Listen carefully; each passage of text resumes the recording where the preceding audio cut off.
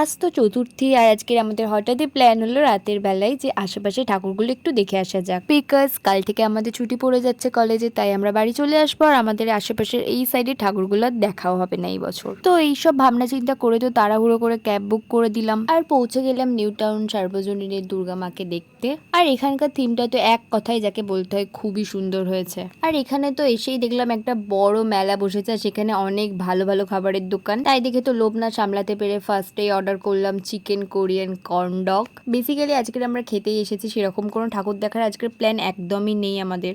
দেন তো আবারও fish fry.